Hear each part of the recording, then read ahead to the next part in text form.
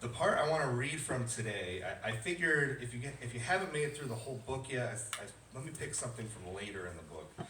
So I picked something from chapter 9, and it's right after the Wolves traded for Mike Conley 2 years ago. And at that time, I have some things in there about how D'Angelo Russell and Ant, while they personally got along fine, Ant's need to have the ball kind of in his hands more was maybe causing a little on-court friction between him and D'Lo.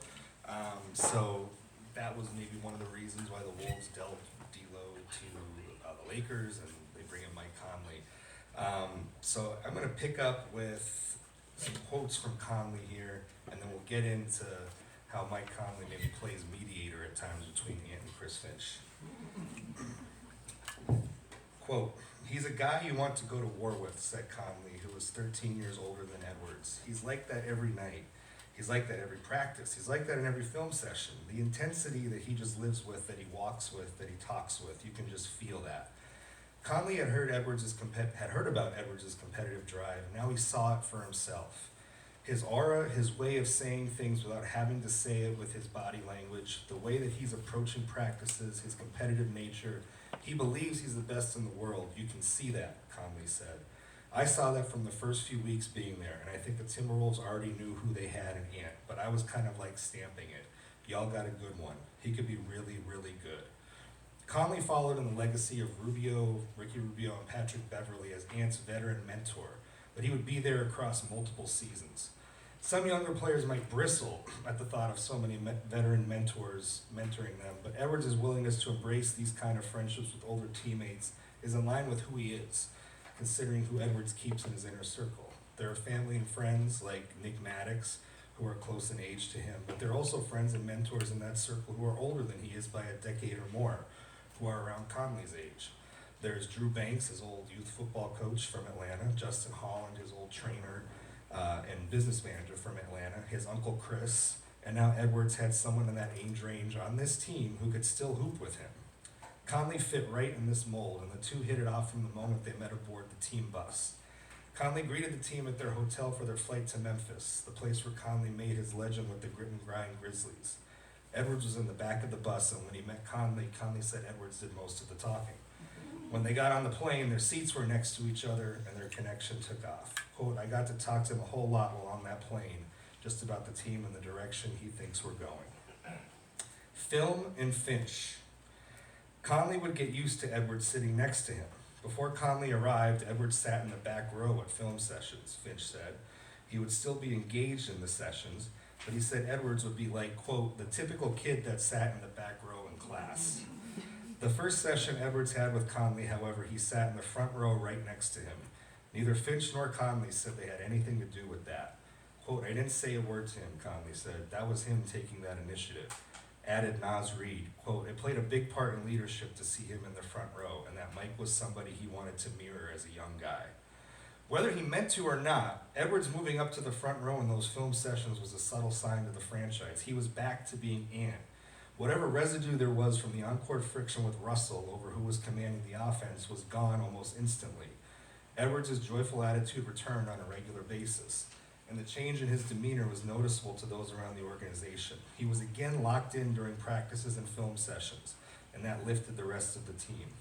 Conley was going to be more of a complementary fit to Edwards on the floor since he didn't require as many shots as Russell did. In fact, while Towns was still out, Finch had to urge Conley to take more shots and alleviate some of the defensive pressure on Edwards. Conley helped Edwards break down defenses, and he also served as a mediator at times in film sessions with Edwards. Normally, Conley said, Edwards is, quote, "observant" during film sessions and tends to keep quiet. But there are times when he senses Edwards wanting to speak up when Finch gets on him for a few bad possessions. Quote, "He'll start shaking his leg back and forth," Conley said. "Coach is getting on him about something, and I can just see his legs start to move, as if he's getting ready to blurt out something. Both legs. You know how people do when they have to go to the bathroom? Just very antsy." Finch may get on Edwards as many as 3 times in a row over his decision-making, and that's when Conley sees Edwards ready to, quote, "jump back at him." Conley reminds him that he needs to hear this, that what's happening on the screen is actually his fault, and Finch has a point. I'll be like, hey, chill, you need this. This is good. Just let it happen. He'll be quiet and let Coach continue to do what he does, Conley said. But for the most part, he's observant. But he will speak up, and he's ready to fight back if he feels the need. Reed said he also sits in the front row, and he can tell when Edwards is feeling like he wants to speak. I've been with both of them, Finch and Edwards, for so long, I know what's about to happen, Reed said with a laugh. Conley quickly learned that, much like Chris Hines, Edwards' player development coach, he was going to serve as a mediator between Edwards and Finch at times. He will tell one or the other they went too far in a given interaction. Quote, they go at it. Honestly, they do. They go at it, Conley said. They have days where they're getting ready to fight, and then after the game, they hug each other. Finchy apologizes or just says, man, I just got caught up. Ant's the same way. Like, man, you're right. I got caught up too. Conley admitted that Hines' job was 10 times harder than mine. Quote, I'm in the middle, like always the string holding it together, Hines said. Or I'm pushing away, like y'all need to back up, give each other space. Let me handle that, Finchy. I got him. I get to see this tug of war, and it's the funniest tug of war I've ever seen. Reed said even when Edwards and Finch have these moments, quote, we know they're fine. He compared it to moments when Edwards appears to get hurt during a game. Edwards could be writhing in pain on the court, and sometimes he will head back to the locker room, only to emerge a few minutes later seemingly fine. A verbal tussle between Finch and Edwards gives Reed the same feeling. Quote, nobody ever really worries, literally laughing afterward like nothing happened. That's two alphas. They both want it bad. Hine said there was a game the Wolves weren't playing well, and Edwards in particular was making some bad decisions that were driving Finch crazy on the sideline. He was letting Edwards hear it, but then Edwards went on a hot streak that featured shots of dubious selection. He did something dumb, and we're like, do not shoot that. And then he made it, Hines said. Finchy said, God damn it. Ant then turns around, slaps Finchy on the ass, and keeps going. I'm like, dude, you're nuts. That's the relationship, though. There was another time Finch tried to sub Edwards out in a game on December 30th, 2023, only for Edwards to refuse to come out. Edwards later apologized. Quote, I'm just competitive. I don't take it personally if he gets mad at me and vice versa, Finch said. I'm honored to be able to coach a guy like him in so many ways. It's fun because he makes it fun. And you know, there's been times where he didn't even realize it was wrong. Kyle Anderson enjoyed watching the dynamic between Edwards and Finch, whom he called two of his favorite people in basketball. Their relationship, he said, showed just how close they were on and off the court. Quote, I love them both as people, forget basketball, Anderson said. They have such a great relationship, those two. In order to get along, you have to get along off the court, and both of them are just great people. I'm that type of person to where we can MF each other and then later let's go to dinner and talk it out. That's a testament to both. Edwards doesn't have a problem with that kind of coaching from Finch, where some young NBA superstars might. That's because Edwards has always had that kind of coaching dating back to his Atlanta Vikings days and through his time at Georgia with Tom Crean. Edwards also respects it because it's a sign a coach cares about him and about winning as much as he does. Quote, both of them are no bullshit guys, Hines said. Tell you what it is, very stern. You know what you'll get out of Finchy, you know what you're going to get out of Ant.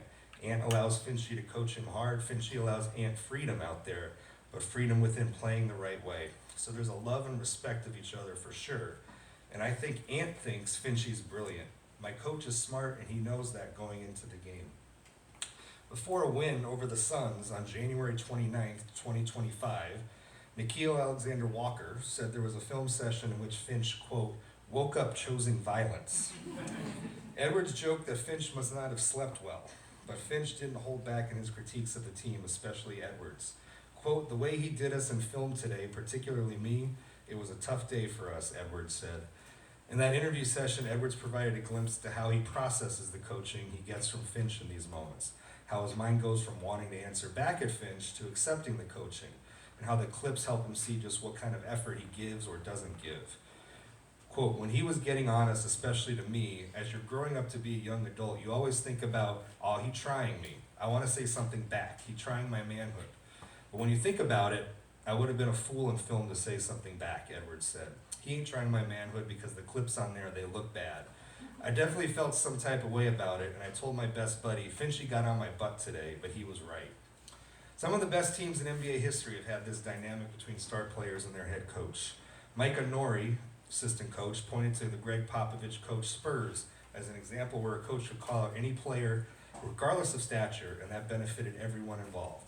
Some NBA coaches may think they can only do this with a star player a few times per season, Norrie said, whereas Finch doesn't care. Quote, I think when coaches not only hold the best players accountable, but those best players allow those coaches to do so, that's when teams are dangerous, Norrie said. The byproduct of that is when we're in a film room and Finchy is MFing Ant and Ant might MF him, all those other guys are in that room going, holy shit, if he's MFing the best player, we better get our shit together too. Whether he knows it or not, Finch has some of the same qualities in dealing with Edwards that a lot of people in Edwards' life previously had. Drew Banks wanted to hold him accountable without being a father, as did Justin Holland, as did Rachel Little, who wasn't trying to be his mother as the proctor at Holy Spirit. Norrie said Finch was the same way with Edwards. He wasn't trying to get Edwards to like him. Quote, if Ant knows you are real, if Ant knows you care about him and others, then he's fine with it, Norrie said. And Finchy is not doing it as self-serving. It's genuinely coming from a place to ultimately help us be a better team. Holland said Finch's holding everyone accountable from the first day garnered Edwards' respect, and their bond only grew from there. Quote, those guys really love each other, Holland said. After meeting all his old school coaches from back home, that's what Ant is used to. He is used to people shooting him straight, like not bullshitting, not taking it easy on him.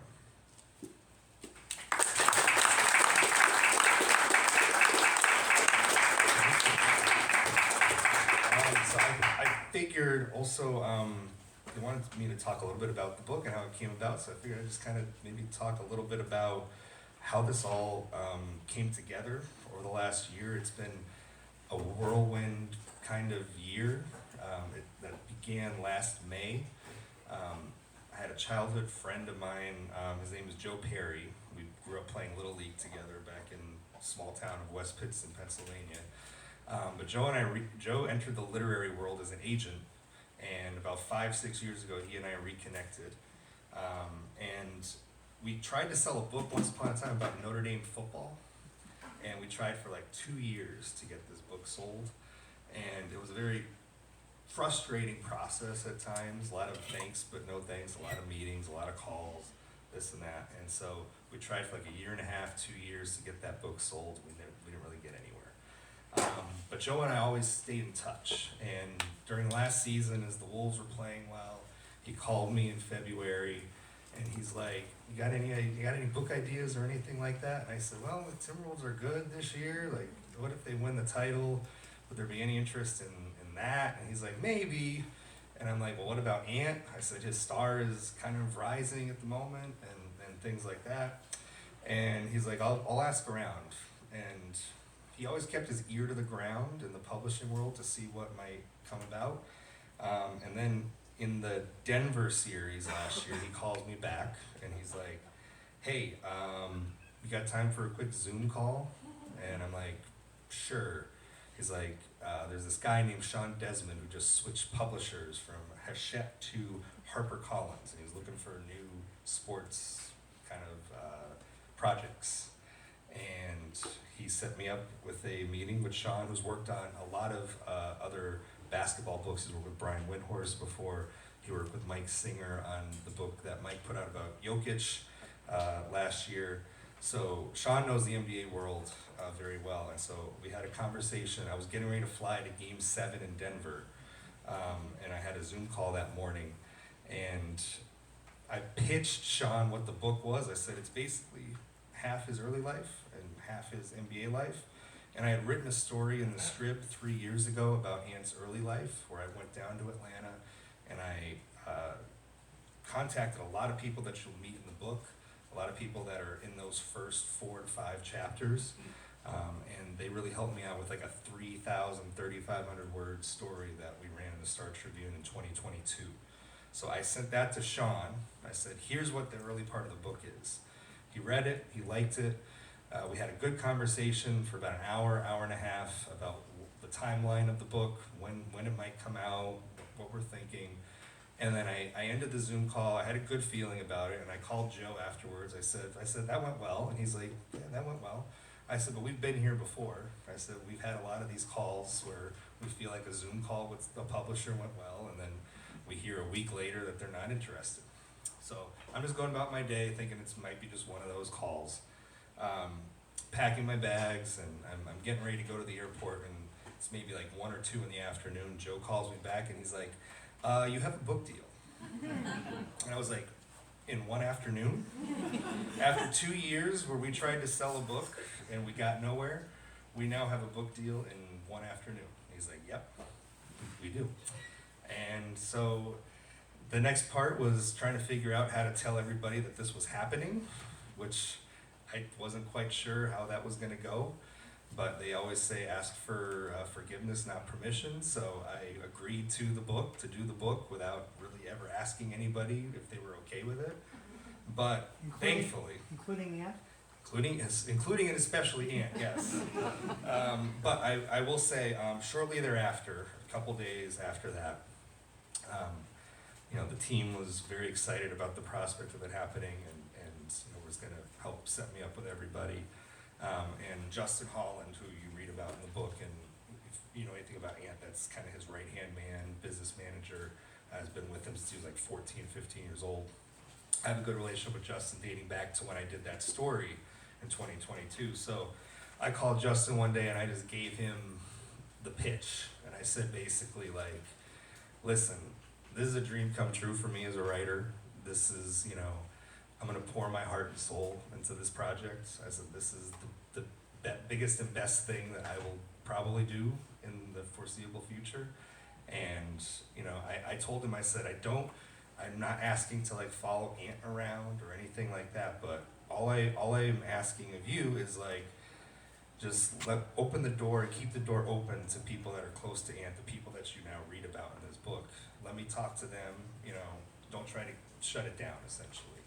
And he was like, let's do it. And so from that moment, I knew that this book was going to come together. It was going to be a lot of work, but I knew I now had kind of the entryway that I needed to talk to the most important people in his life and his upbringing with the Wolves. And then in late July, after Summer League, packed up my car. I drove from Minneapolis to Chicago to Cincy, seeing some friends along the way, and then Cincy to Atlanta.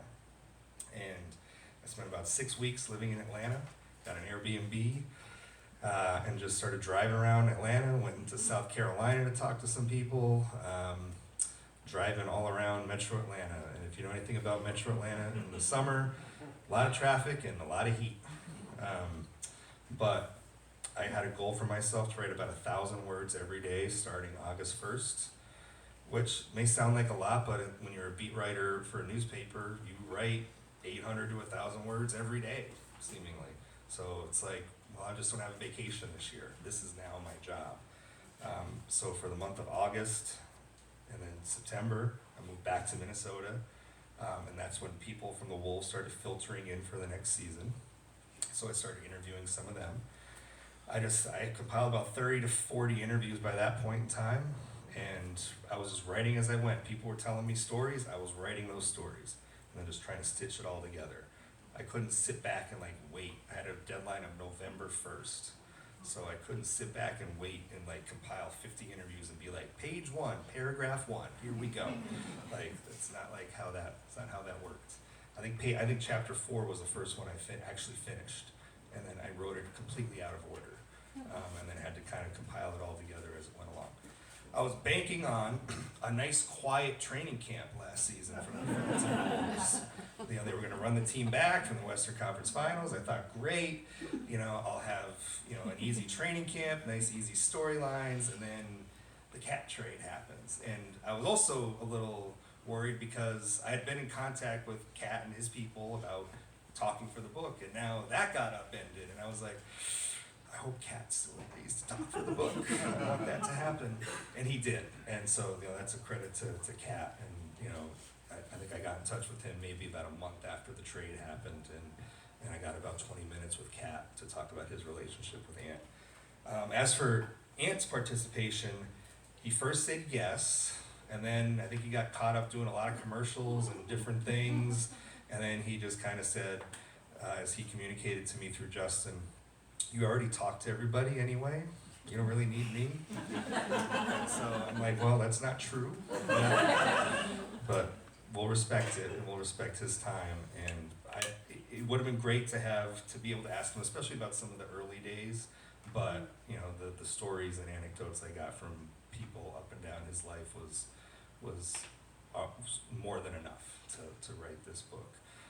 So I'm very thankful to him in that way to not stand in the way, because there are times where when you write, when you hear stories about people writing biographies of somebody, and that person doesn't want the biography to be done, they will then go into shutdown mode and tell everybody close to them, don't talk to this guy, right? And Ant didn't do that, and his best friend talked to me.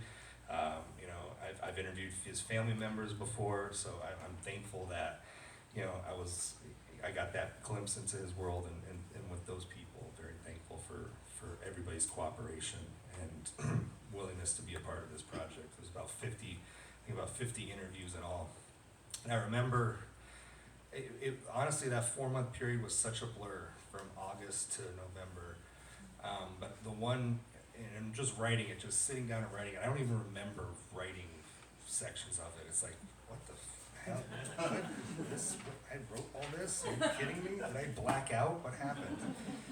But the one day I remember very vividly, in early October, I took a trip to San Francisco and Phoenix, and part of it was for my big preview story on Ant, and part of it was for the book as well.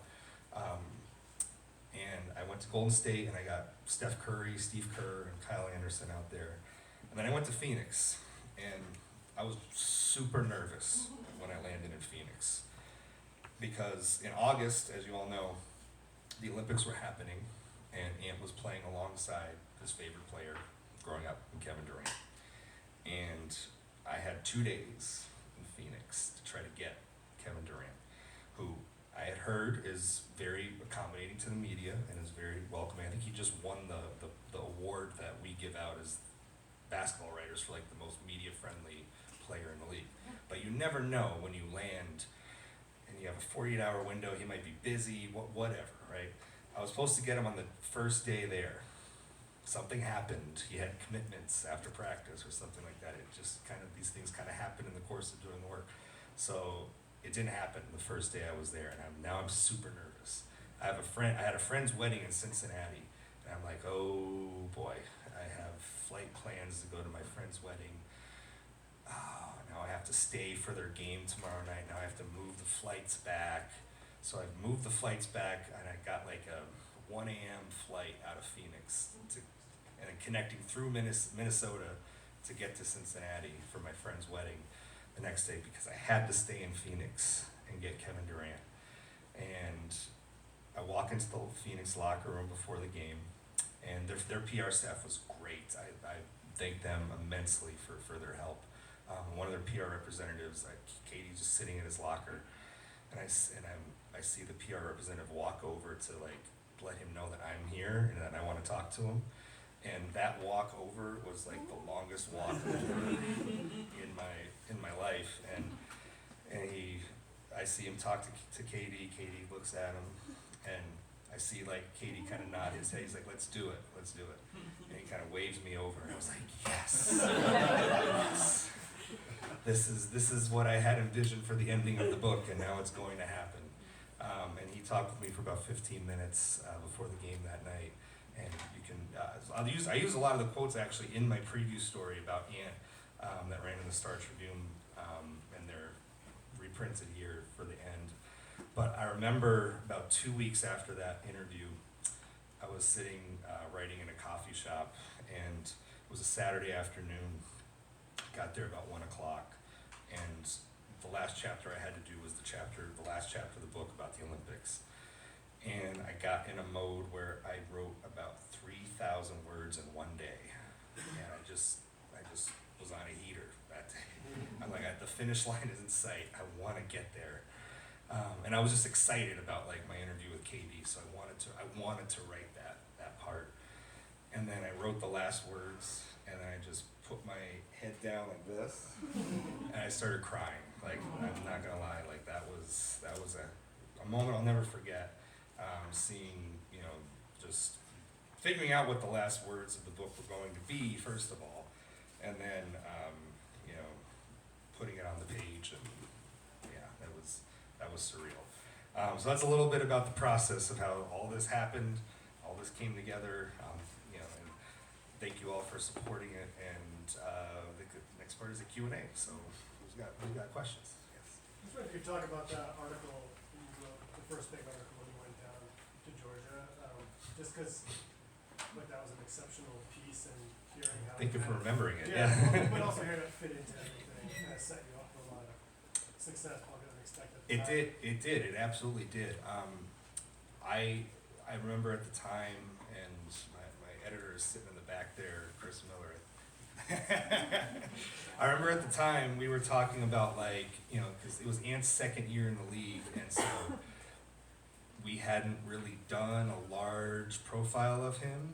And I had experience at my previous stop in Chicago with, if you're all hockey fans, apologies for this, but I did a large story on their captain, Jonathan Taves, once upon a time, where I spent 4 days in Winnipeg in the middle of winter. That was a blast. But I spent 4 days in Winnipeg writing about Jonathan Taves and his upbringing, and it was one of the most read articles I've ever written.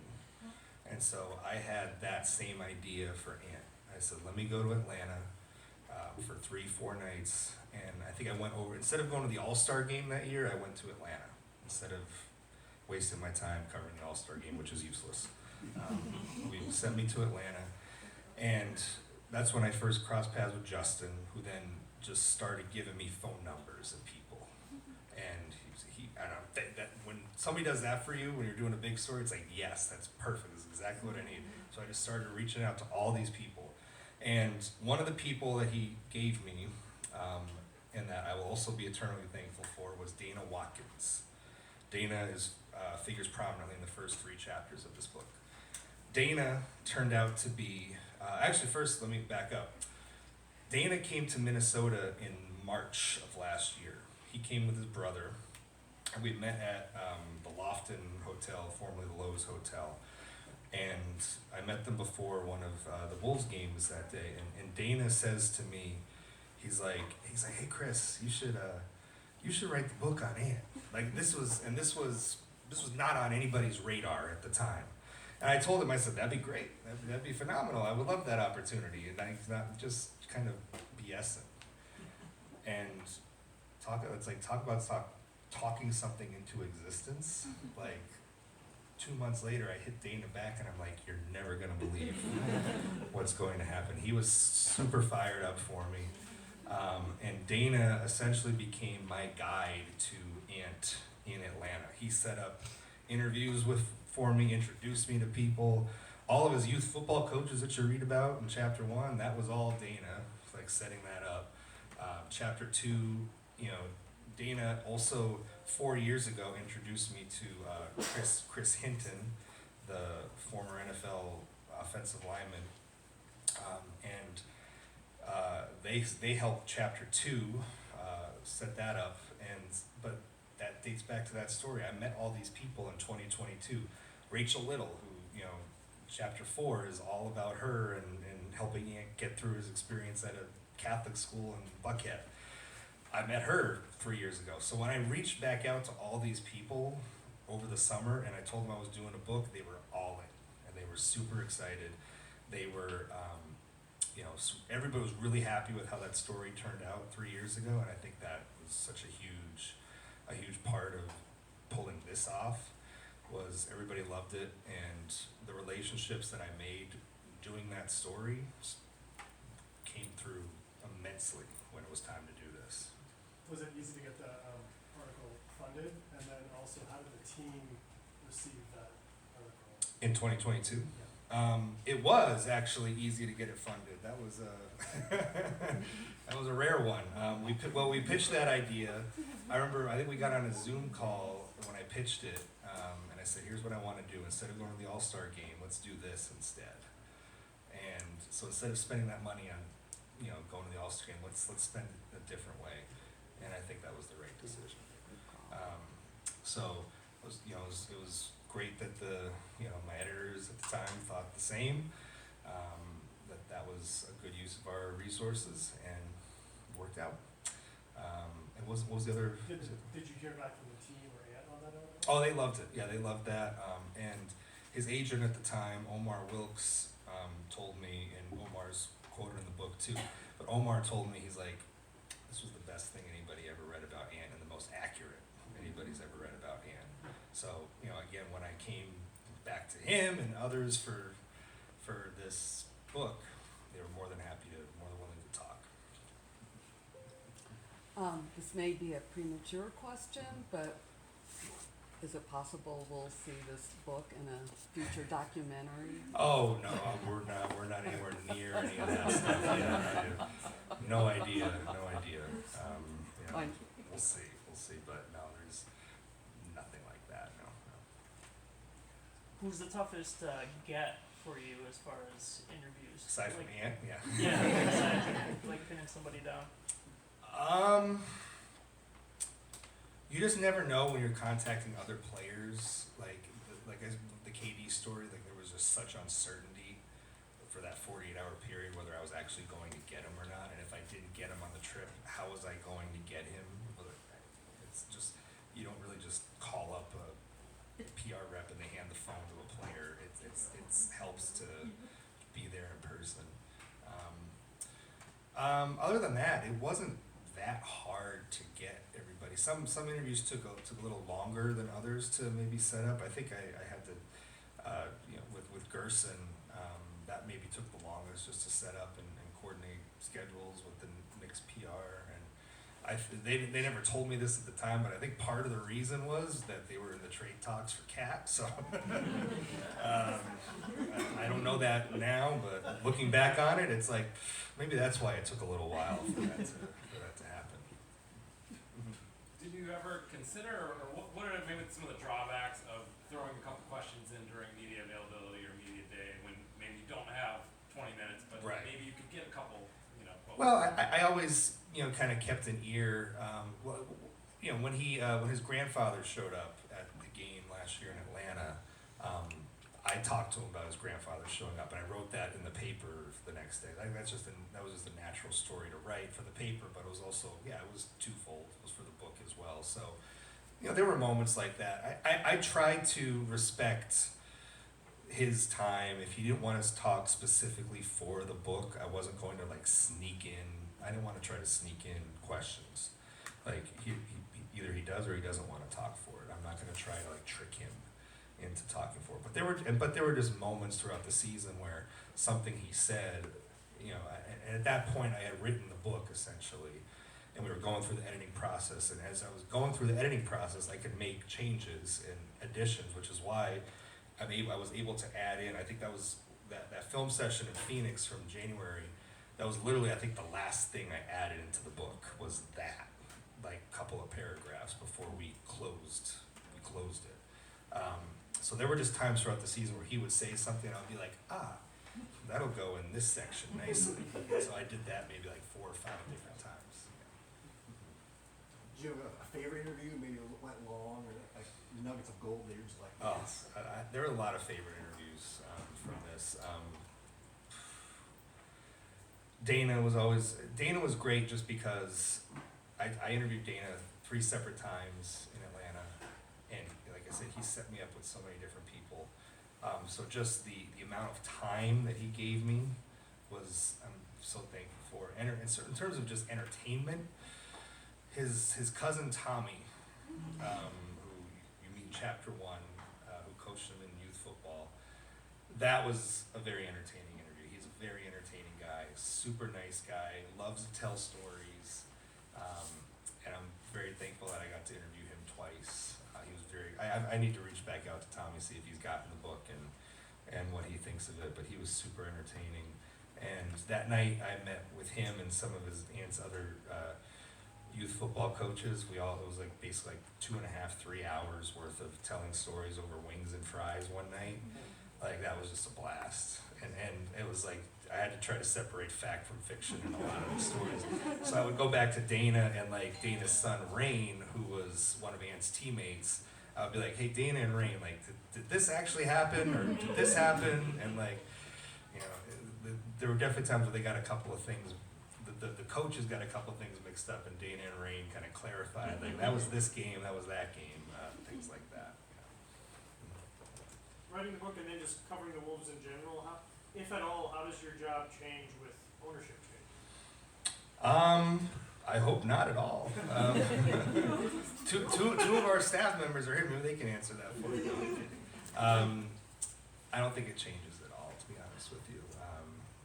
We've always, like, Glenn has never been a part of, like, he's never been super involved in, like, the Timberwolves coverage. He hasn't really been, like, super involved with, like, what goes into the paper on a daily basis anyway, so I don't anticipate any changes. Is that, what is your relationship like with A-Rod and Lori? Good. A very professional, good working relationship, like with any sources. When everything kind of hit the fan last March, you know, they came to me and were willing to do an interview with me, you know, after it all blew up, even though I work for Glenn's newspaper. Yeah.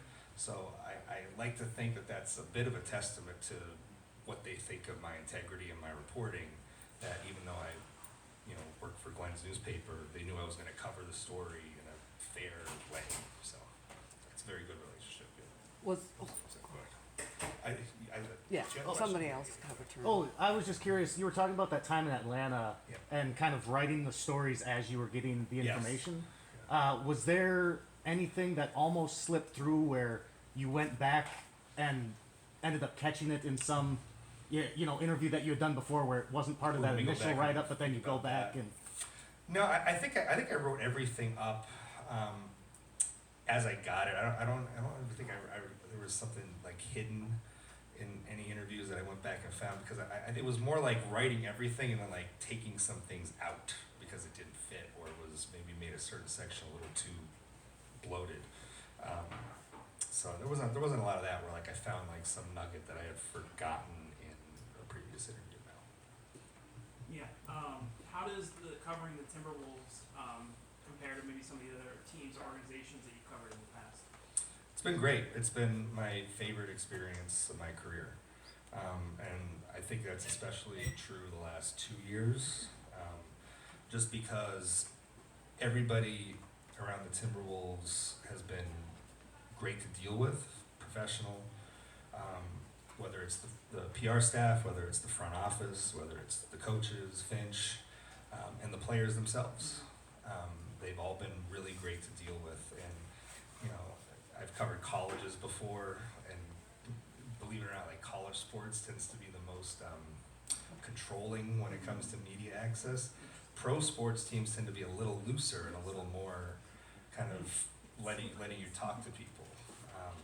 And the Wolves, and with some of the guys in the locker room, like Mike Conley, Ant, Nas, Dante, Nikhil, Rudy, like everybody's like super, really media friendly, super easy to chat with and get along with. So it's been a blast.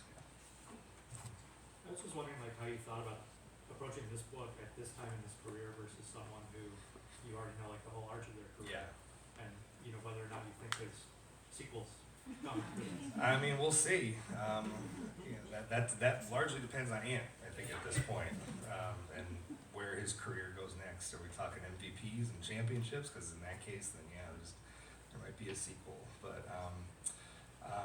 you know, I got a lot of a common question that I faced with this was, he's only 23. Why are you writing a book about him? And I think if you read it and you read his story, that's a pretty evergreen story, regardless of how old he is when you tell it, especially that first 15 years of his life.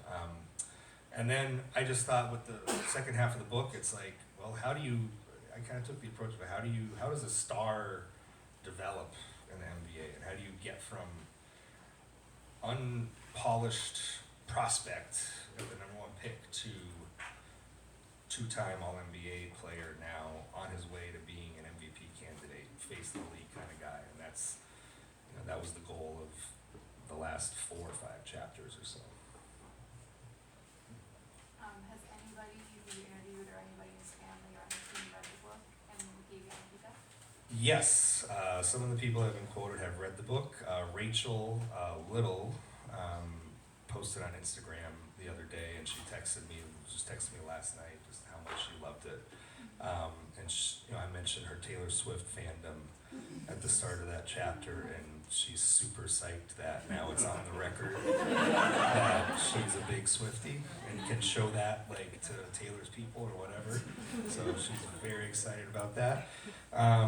Dana Watkins has read it, and she told me that he learned a lot, and this is one of the people that was by Ant's side for the first 12, 13 years of his life, and he's telling me that he learned a lot from the book. Justin Holland, I handed him a copy. We were at the same airplane gate going, I think it was to might have been game 1 and 2 of the Oklahoma City series, and I handed him a copy. And he said he read it on the plane, and he was laughing and crying on the plane. And so just to hear those reactions from the people that are in the book, that meant a lot. When you had that moment in the coffee shop when you're like, I'm done, like how much of the uphill battle was there afterwards, like editing and going back? The editing process wasn't as bad as I thought. Is it as bad as What's that? writing for the is it as bad as writing for the paper? No. Well, no, I kid. It wasn't bad. It wasn't bad. There was only one chapter that my editor Sean came back to me and said, maybe take a closer look at how this one's organized. And it was chapter 5, his Georgia years, which makes sense because it was the chapter that I was like the most unfamiliar with, kind of coming in, and kind of really was the only chapter I reported almost from scratch without any prior knowledge of what happened. So that was the only chapter that I had to do some rewriting on. The rest of it was like, Sean wants to take this out. He wants to rewrite this. What do I think of the changes? And then he asked me to add a couple things here and there. Like there's a section about his relationship with Rudy that I added. There's a couple of things about Ant's sense of humor that I sprinkled in at various points because he wanted more of that in the book. But other than that, it wasn't that bad of an editing process. Yeah, I think one of the really unique things about Ant is his desire to uplift his teammates and talk about how great everybody else did. He's like himself first, and I wondered if you got any insight as to where that came from. It seems very unique to me. That to me comes from his mother and his grandmother just always being positive people. And I think that just rubbed off on him and his family. I think his brother Bubba said, never seen them with low energy, always uplifting, and always, just in good spirits, no matter what they were going through health-wise or whatever. So I think that stems from his mother and his grandmother, just that always kind of being positive nature. And so I think that's kind of how maybe they live on in him. How did you feel when you first seen the book mainstream? It's on Twitter, it's on everything, it's out. What was your first initial thought of it's out? I was nervous. I was more nervous than anything because it's like, oh, well, people are actually reading this now. What are they going to think of it?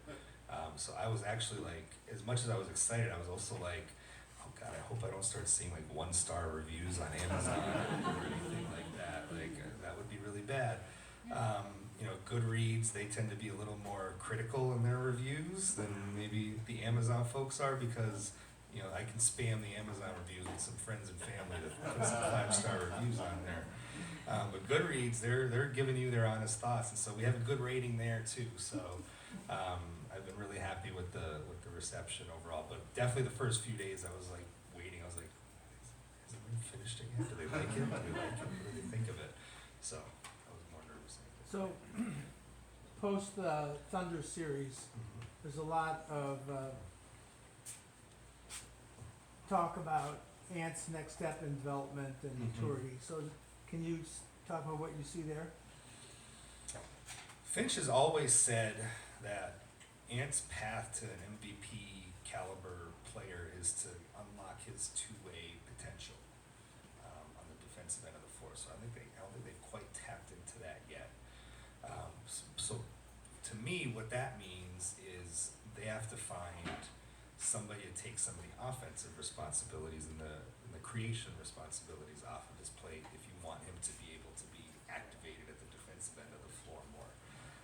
So when I think about what the Wolves may do from a roster standpoint moving forward, that to me is the kind of player that they need. They need another high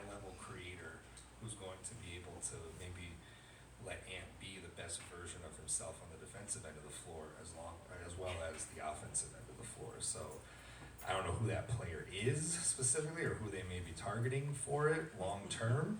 We'll see. In my version, it's Dillingham. I mean, I think that's the hope, but the thing with Dillingham is how fast can he get there? And I think Rob could be a really good, he's gonna be a really good player in the league. It's how fast, especially a point guard, are you going to get to that point, and does it match up with the timeline of what they're trying to accomplish right now?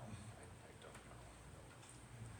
Kind of to riff off of that, Mhm. I haven't gotten through the whole book yet, so maybe you've covered this, but of like the young guys, Terrence and Jalen and let's say Luca and Rob, are there any relationships there that are like tighter with Ant, where he's like kind of really taking them under his wing? You know, one of the things, I don't know, I can't really speak to specifically with Ant, but I will say that there was an interesting dynamic that I thought emerged this year with this Wolves team that hadn't really happened before with previous teams.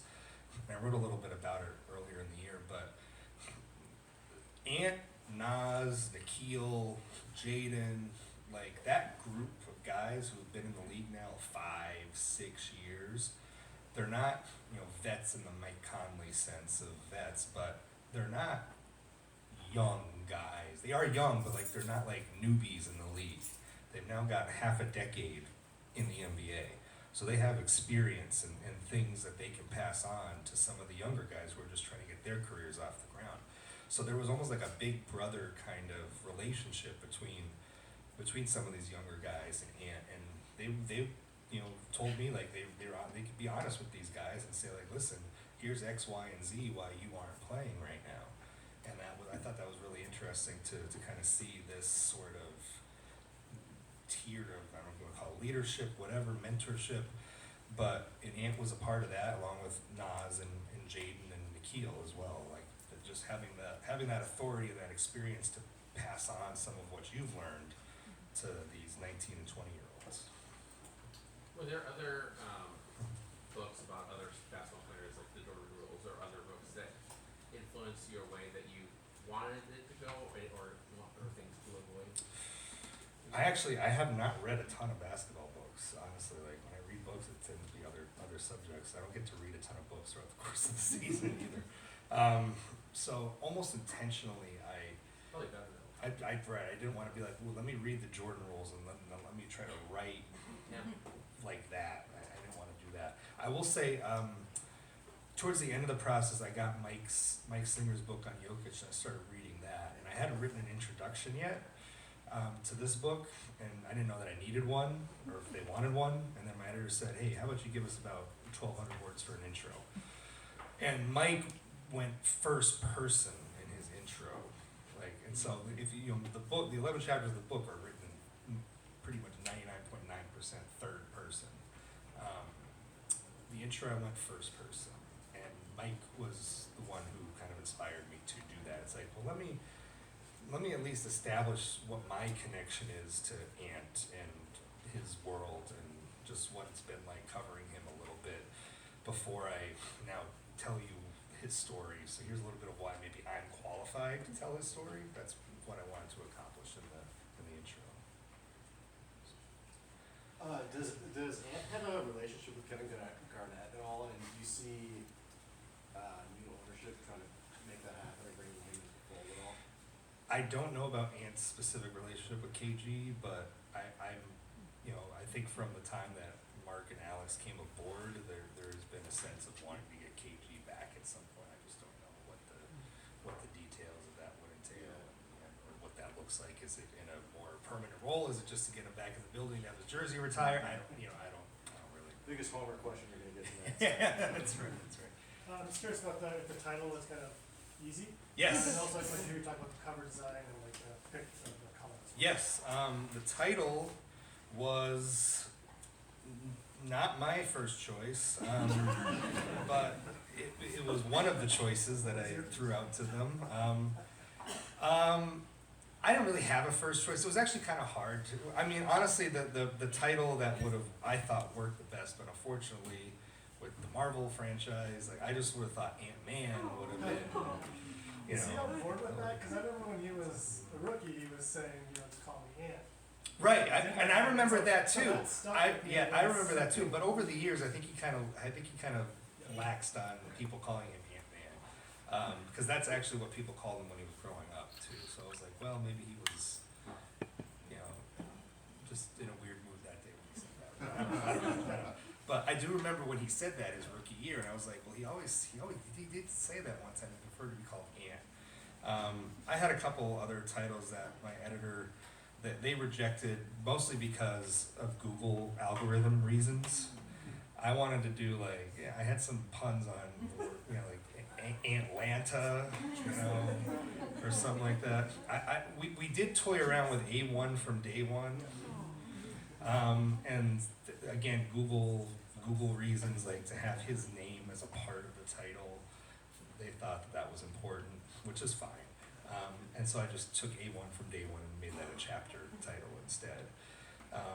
But honestly, I didn't come up with like any really clever titles where I was like, oh, this has to be the title of the book. That didn't happen. So when they said, let's just go with Ant, I was like, okay, that's fine.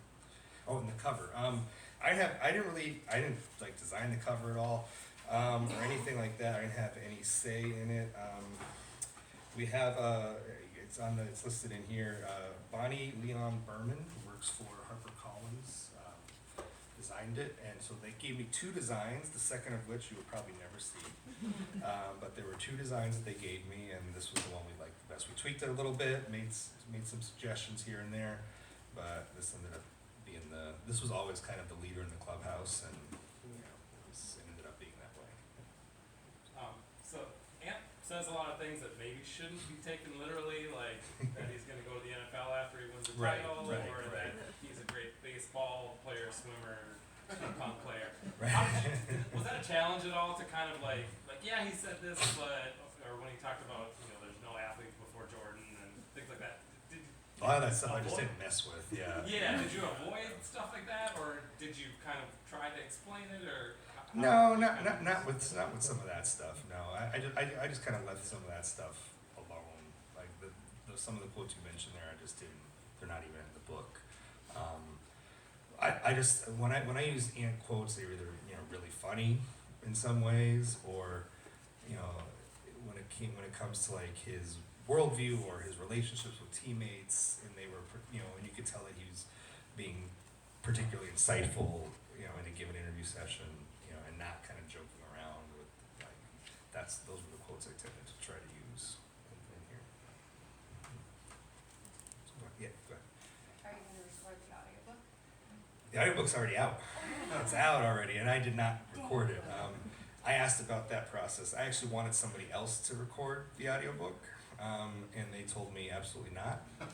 And they told me you can't even do it because they have trained actors, and they have a budget, and time is money, and so they work with these actors, and so here's the list of actors.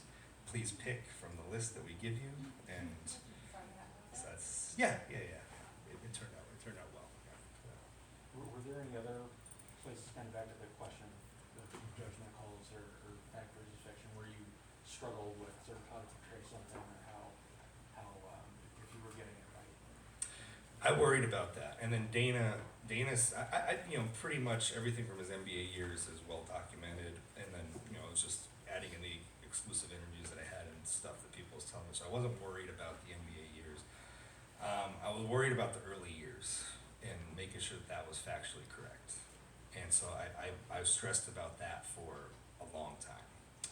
And then I told Dana, I had a conversation with him maybe back in December, January, and I called and I expressed that to Dana. I'm like, Dana, I hope I'm getting this stuff right. And like Dana was like, I was running facts and things through him to have him confirm stuff and this and that. And then Dana finally just told me, he's like, listen, he's like, I was there. I am the fact checker. And like, and once he said that, I was like, oh yes, of course, yeah, I was there. Having been the beat writer and then written that extensive article on his younger years, in writing the book, what was the biggest thing that like either surprised you, or was a big takeaway, or was like a reframe of something you already covered? I think just how everybody in his life, whether it's from the Wolves or from his younger days, how they talk about how his personality and energy affects a room, affects a locker room, affects the facility, affected, his younger teams, like that, and not with them not knowing what other people said, and everybody kind of comes to the same observation about his personality and the effect that it has on other people. That to me was like maybe the most surprising thing. That was just such a common refrain through the 50 interviews that I did. That just his energy is infectious, and that personality really just uplifts people around him in that way. Yeah, I was curious how long you've been a beat writer. 7 years. And what is, so you were here pre-Ant. Yes. I would like to see, like, you finally got up to a good track.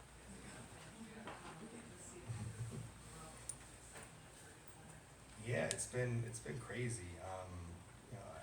My first week on the beat was the week that Jimmy Butler blew up practice. That was my intro to NBA reporting life. And then subsequently, like that next 2 years was the tear down that essentially resulted in them getting Ant in 2020. So to see it kind of come together, I don't want to say it felt like inevitable, but I don't know, in some ways it did. I think late in Ant's rookie year, when you could see the team kind of start to click a little bit, and Ant was starting to play much better than he was earlier in the season, and they seemed to be responding to how Finch was coaching, and I think they finished the year like 9-7, and that was when I kind of thought like, hey, they might actually like not be terrible anymore, and I hope they're not, because at that point it had been 3 years plus a pandemic of trying to cover this team, and it was not fun. And then obviously the next year they make the playoffs, and it's just been an ascent from there pretty much. So it felt it's weird to go back and think that in that 7 years the team has entirely now changed over now that Cat's not here anymore. From the time from 2018 to now. I remember when the Wolves had the number one pick.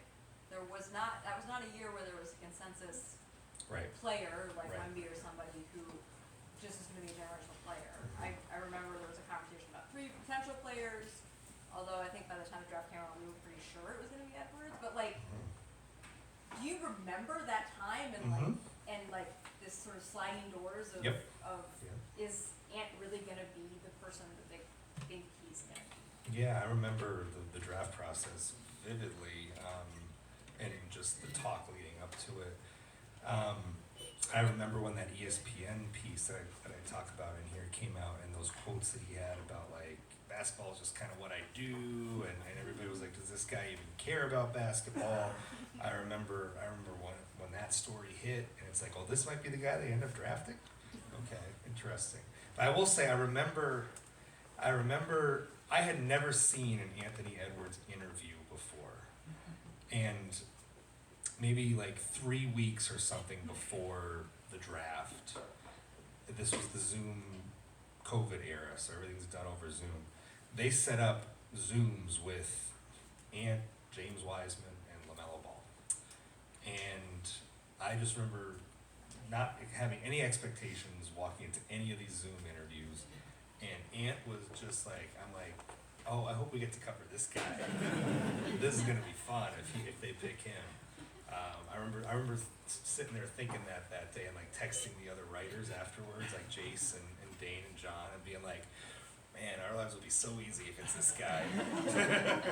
And sure enough, here we are all these years later. Yeah. We can do one more question. One more question. Okay. Anybody else?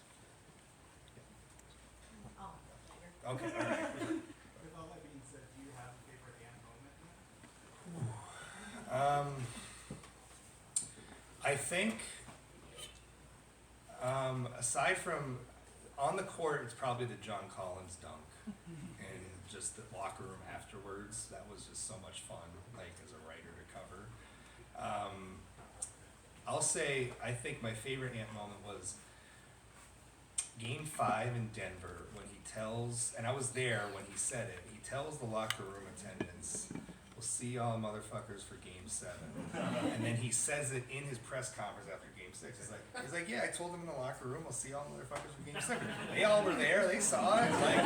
Like that is just Ant like being like totally authentic and funny and just like that's him. Like, and he totally said that too, by the way, in that manner to those locker room attendants in Denver who were kind of just, giving him shit back and forth. It was a cool moment. And then just to see him like reiterate it in the press conference, like word for word, was hilarious to me. All right, we're all set.